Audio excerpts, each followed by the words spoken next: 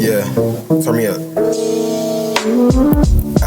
Hey shorty, let me tell you a story of how your pops became a man and created a legacy of glory. If only you understood the world before all the pain that is pouring. You realize it was hard to see a world ended before me. Now let's rewind back to 2011. I was just a kid, 2 years from being 7. My mother was a child too, yeah, she had children and that made her a weapon. But before she changed her ways, it was just me and her for days, watching good movies and shows like The Game and House of Pain.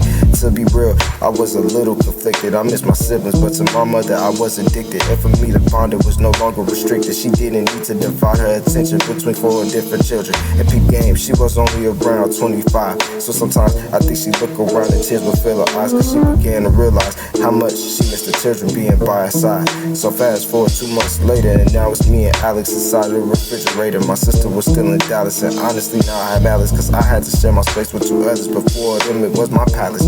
Moving on, I think that resentment had found a place to sit in. I blame my anger on my siblings, and man, that shit was relentless. We moved up to the field, and I was very tempted. I tried new things, expanding my comfort zone and constraints. Make friends that we caught in the game, make cousins that we play games. Yet the dragon was still untamed, and so whenever I was insecure, my anger became a flame and erupted on all of my peers and elders. It clouded my brain. Now zoom past to the year 2019.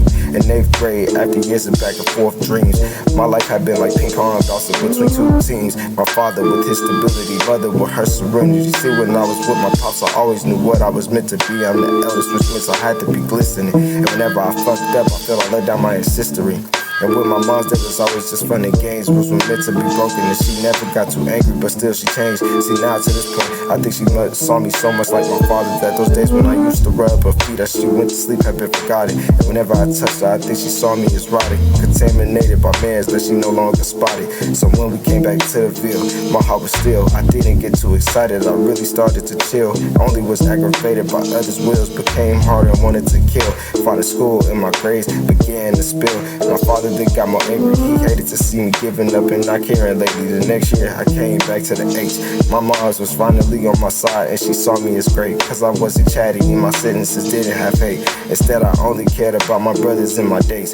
In the next 3 years I grew taller, I had more people to call up, a girl who was all for me, and life was moving shortly. But I was like, man, this shit is really boring, anything new or adoring. I didn't want it cause I knew that it had came from a facade. The me that those people knew was really just a charade or charade. So I changed back and niggas really didn't like it, but I don't care cause they gon' have to bite it, cause I don't want it, regardless of what it costs or whoever I lost. Knowing that you're selfish, being yourself, is what really makes you a boss now. That's a little inside piece of my life. Short story.